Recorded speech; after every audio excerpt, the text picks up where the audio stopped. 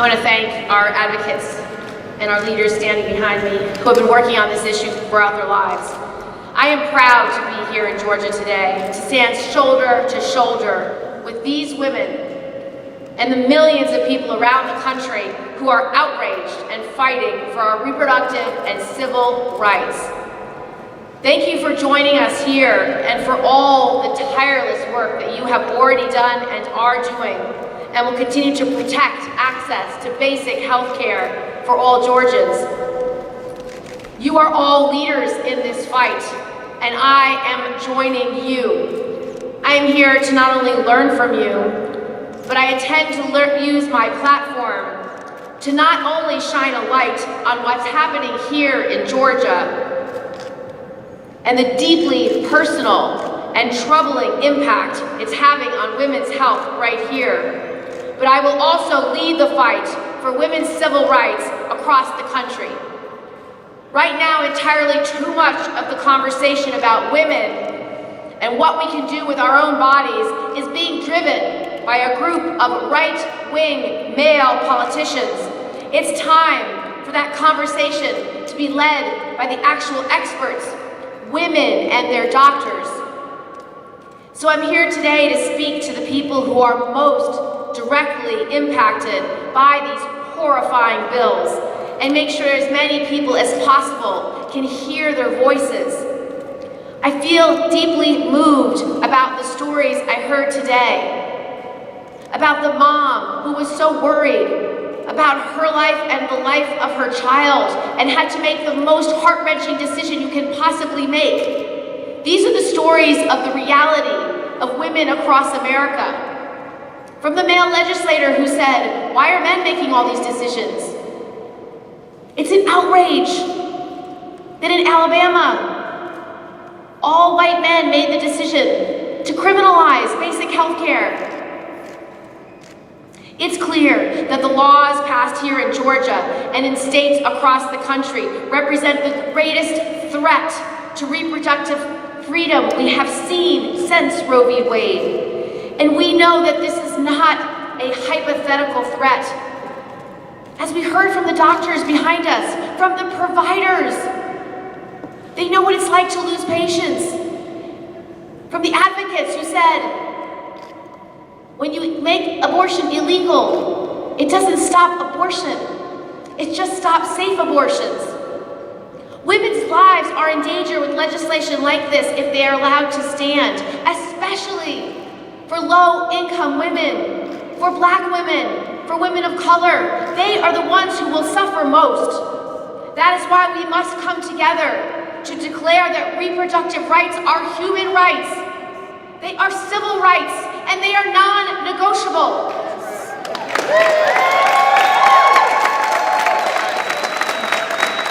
The horrifying fact is that this is not just happening here in Georgia. Just last night, the governor of Alabama signed a law that completely outlaws almost all abortion with no exceptions for rape or incest. It criminalizes doctors and threatens them with life in prison for providing patients with basic health care. Already this year, Mississippi, Ohio, Kentucky have all passed 6-week abortion bans, with similar bills introduced in 10 other states. These are just some of the over 250 bills across the majority of state legislatures to restrict abortion access just this year. We need to call this what it is: a nationwide assault on women's constitutional rights by ideological extremists who have no right to be making these most intimate and personal decisions a woman or a family can make. And they have one end goal: overturning Roe v. Wade and turning back the clock on women's civil rights and human rights in this nation. As candidate, Donald Trump said he would punish women for accessing abortion. And as president, he's made good on that promise by stacking the Supreme Supreme Court with anti-choice extremists like Brett Kavanaugh and Neil Gorsuch. Over in Alabama, the lieutenant governor said the quiet part out loud when he said he fully admitted that the ban is intended to challenge Roe v. Wade, all while the Supreme Court overturned a 40-year precedent in another case, putting Roe at even greater risk. This is a battle being waged on all fronts, and that's where we have to fight this fight. In the courts, in the states, in Congress, and in the White House. We will fight back. Now, there are two key ways that we need to fight this fight. At the ballot box, and standing up for an unequivocally pro-choice agenda. State elections absolutely matter. The people who represent us in our state houses are making important decisions that affect the lives just as much as the decisions we make in Congress. And we need to make sure decisions aren't being made about us, without us. In Alabama, women make up just 15% of the legislature, among the worst gender ratios in the country. But let's be clear. In order to make sure that all of our voices are heard, we have to fight attempts to suppress the vote of people of color and young people throughout this country. We can't defend the rest of our civil rights if we don't protect our own right to vote.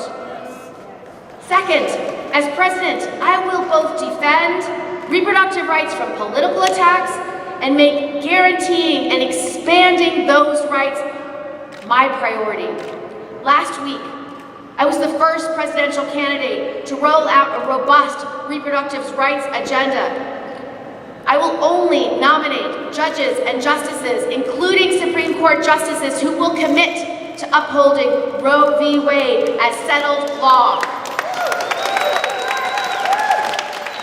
I'm going to take a significant step further today, because as Republicans continue to attack our basic rights, I'm sick and tired of being on the defensive.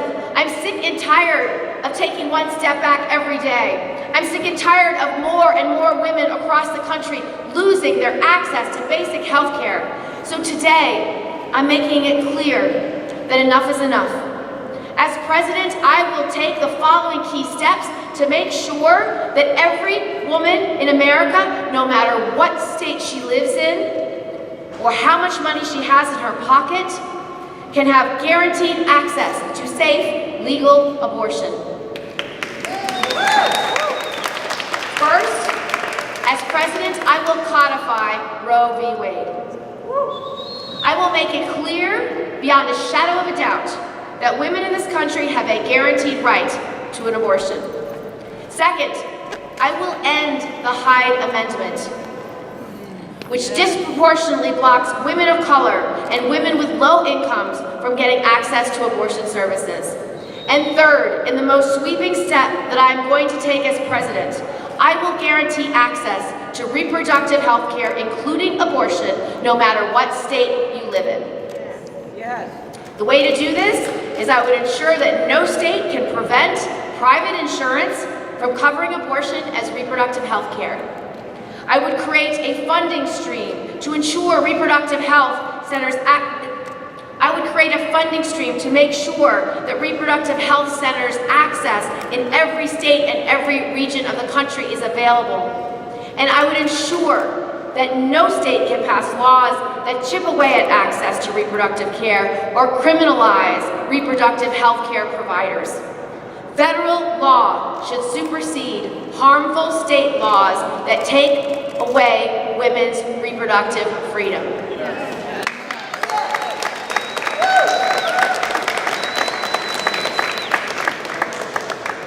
I believe access to abortion is a constitutionally recognized right, and I'm not afraid to follow through and guarantee it with the power of the federal government.